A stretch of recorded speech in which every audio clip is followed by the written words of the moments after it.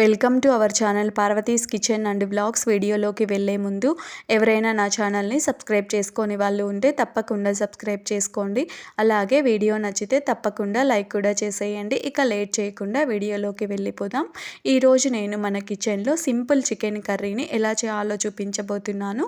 ఇది bachelors chicken curry అన్నమాట. Bachelors chicken curry అంటేనే చాలా సింపుల్గా ఉండాలి కదండి. కాబట్టి ఈరోజు సింపుల్ చికెన్ కర్రీని ఎలా చేయాలో చూపించేస్తాను. మీరు కూడా తప్పకుండా ఇలా ఒకసారి ట్రై చేసేయండి. ఇదైతే చాలా ఈజీ అన్నమాట.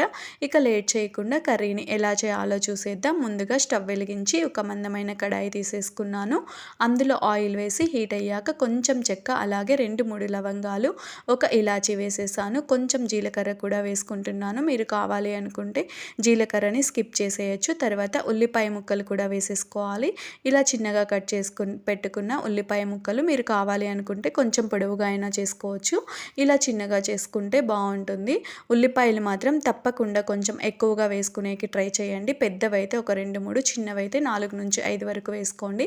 తర్వాత పచ్చిమిర్చిని ఇలా కచ్చా పచ్చా చేసి వేసేసాను. అలాగే కొంచెం కరివేపాకు కూడా సన్నగా కట్ చేసేసుకొని వేసేసుకున్నాను. మీరు కావాలి అనుకుంటే కరివేపాకు స్కిప్ చేయొచ్చు, హెల్త్కి మంచిది కాబట్టి కొంచెం యాడ్ చేసుకుంటే మంచిది. దానికోసం కొంచెం సన్నగా కట్ చేసి వేసేసాను. అలాగే కొంచెం అల్లం వెల్లుల్లి పేస్ట్ కూడా వేసేసుకోవాలి తగినంత. ఒక స్పూన్ వేసేసాను. నేను ఇక్కడ ఎక్కువ వేయలేదన్నమాట. ఇలా వేసేసి పచ్చివాసన పోయే వరకు బాగా వేయించాలి. పచ్చిమిర్చి కూడా నేను కచ్చా పచ్చ చేసి వేసాను కదా, మీరు పచ్చిమిర్చి చీలికలైనా వేసుకోవచ్చు అనమాట, ఎలా నచ్చితే అలా. ఇది అంతా వేగిన తర్వాత ఇందులోకి నీట్గా వాష్ చేసి పెట్టుకున్న చికెన్ని కూడా వేసేసాను.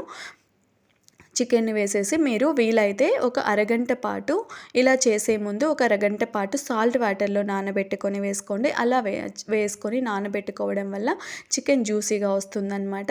తర్వాత ఇక్కడ కొంచెం సాల్ట్ కూడా వేసేసుకోవాలి, చప్పగా లేకుండా. చికెన్ పీసెస్ కర్రీ చేసినప్పుడు చప్పగా లేకుండా ఉండడం కోసం ఇలా స్టార్టింగ్లోనే సాల్ట్ వేసేసుకుంటే బాగుంటుంది. సాల్ట్ అలాగే పసుపు 2 వేసేసాను. వేసేసి ఒకసారి ఈ సాల్ట్ పసుపు అంతా చికెన్ పీసెస్కి పట్టేలా బాగా కలుపుకోవాలి. ఇక్కడ నేను 1 కిలో చికెన్ వరకు తీసేసుకున్నాను. ఇలా చూసారు కదా, ఇలా మొత్తం పట్టేలా బాగా కలిపేసి మూత పెట్టేసుకోవాలి. ఇందులో చికెన్లో వాటర్ రిలీజ్ అవుతాయి కదా, ఆ వాటర్ పోయే వరకు మనము ఇలానే పెట్టుకుంటే సరిపోతుంది. ఇక్కడ కొంచెం వాటర్ ఉన్నాయి చూసారు కదా, ఈ వాటరు ఎక్కువ ఉంటాయి కదా, ఆ వాటర్ మొత్తం పోయి కొంచెం ఉన్నాయన్నమాట. ఇలా మూత తీసుకొని మధ్యలో ఒక 2 సార్లు అలా కలుపుకుంటే సరిపోతుంది, అడుగు పట్టకుండా. ఇలా బాగా కొంచెం వాటర్ ఉన్నాయంతే. ఇలాంటప్పుడు టొమాటోస్ కూడా వేసేసుకుంటున్నాను. 2 టమాటాలని తీసేసుకొని నీట్గా వాష్ చేసేసి ఇలా చిన్న ముక్కలుగా కట్ చేసేసుకొని వేసేసుకోవాలి. మీరు కావాలి అనుకుంటే ఆనియన్ అవి వేగుతాయి కదా, ఆనియన్ చికెన్ వేయక ముందు అల్లం వెల్లుల్లి పేస్ట్ వేస్తాం కదా, దాని తర్వాత అయినా టొమాటో వేసుకొని వేయించుకోవచ్చు. లేదు అంటే ఇలా అయినా మీకు ఎలా నచ్చితే అలా వేసుకోవచ్చు అనమాట. ఈ టొమాటో కూడా మగ్గడం కోసం మూత పెట్టేస్తే త్వరగా మగ్గిపోతుంది. మూత పెట్టేసి కాసేపు అలా వదిలేసేయండి. టొమాటో కూడా బాగా మగ్గిపోతుంది. ఇక్కడ టొమాటో కూడా మగ్గిపోయింది. ఒకసారి బాగా కలుపుకోండి. ఇలా కలుపుకున్న తర్వాత ఇక్కడ చూస్తున్నారు కదా, చికెన్లో రిలీజ్ అయిన వాటర్ మొత్తం వెళ్ళిపోయాయి అన్నమాట. అలాంటప్పుడు ఇక్కడ తగినంత కారము, 1 స్పూన్ వరకు కారము, 1 స్పూన్ వరకు ధనియాల పొడి, అలాగే 1 స్పూన్ వరకు గరం మసాలా వేసేసుకుంటున్నాను. గరం మసాలా వేసేసి ఒకసారి కలుపుకొని కాసేపు వేయించుకోవాలి. మీరు కావాలి అనుకుంటే చికెన్ మసాలా అయినా యాడ్ చేసేసుకోవచ్చు. నేనైతే ఇక్కడ చికెన్ మసాలా వేయట్లేదు. అది కూడా నేను చికెన్ మసాలా వేసి కూడా చికెన్ కర్రీ ఎలా చేయాలో చూపించేస్తాను. బ్యాచిలర్స్ చికెన్ కర్రీస్ చాలా రకాలుగా చేసుకోవచ్చు. ఇప్పుడైతే ఇది ఎలా చేయాలో చూసేసి ట్రై చేసేయండి. నెక్స్ట్ టైం తప్పకుండా అవి కూడా 1 by 1 అప్లోడ్ చేసేస్తాను. చూసారు కదా, ఇక్కడ పెరుగు వేసేసాను అనమాట. పెరుగు ఒక అరకప్పు వరకు పెరుగు కూడా వేసేసుకున్నాను. పెరుగు వేసుకొని ఒకసారి బాగా కలుపుకోవాలి.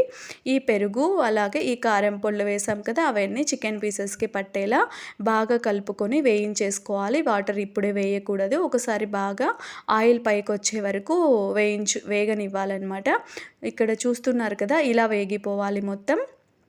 ఇలా బాగా గట్టిగా అయ్యే వరకు వేగిన తర్వాత మనం ఇప్పుడు ఇందులోకి వాటర్ యాడ్ చేసేసుకోవాలి. చికెన్ పీస్ ఆల్రెడీ వేయించేటప్పుడు ఉడికింది కదా, ఇంకా కొంచెం ఉడికితే సరిపోతుంది. దానికోసం వాటర్ యాడ్ చేసేసుకోవాలి. వాటరు మీకు కొంచెం పలుచగా కర్రీ కావాలి అనుకుంటే కొంచెం ఎక్కువ యాడ్ చేసేసుకోండి. లేదు అంటే చికెన్ పీస్ ఉడికే వరకు వాటర్ యాడ్ చేస్తే సరిపోతుంది.